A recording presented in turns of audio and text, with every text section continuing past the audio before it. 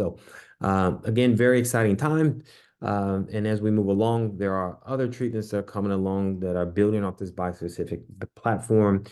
There are drugs that we call trispecifics, which are targeting not just CD20, but CD20 plus another antigen target to try to, again, get these T cells to be engaged with cancer cells that express these other targets. Now, the good thing about dual targeting of an antigen is that, again, it is much, much harder for a cancer cell to lose two targets at one time versus one, because, again, that selective pressure that we're putting on the tumor, again, it's very, very hard for a tumor to mutate or selectively adjust to something that's targeting two versus one. So that may be one strategy that's implemented as we move along to help prevent some of these relapses that we may be seeing in some of these cases today.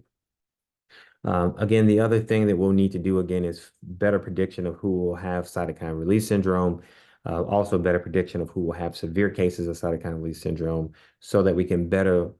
determine which patients can be treated as an outpatient versus having patients being admitted to hospitals and observed for 24 hours every time they get treated during step-up dosing. Again, this is a problem during the first month for most of these treatments, not something that's a long-term problem, but again, something that if we can adjust and fix, will be very cost-saving for the healthcare system and also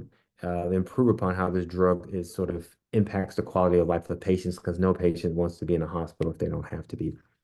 So again, a lot of things that we need to sort of tease out with this very exciting therapy, but again, it's a very exciting time. And again, it does appear that immunotherapy is becoming a fixture in how we treat patients today. And again, as we are using the patient's own immune system, we are able to avoid some of the typical side effects that we associate with cancer therapy,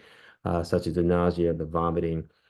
diarrhea, and a lot of the sort of taste changes and things of that nature that have come with these therapies, which have impacted patients' tolerance and quality of life.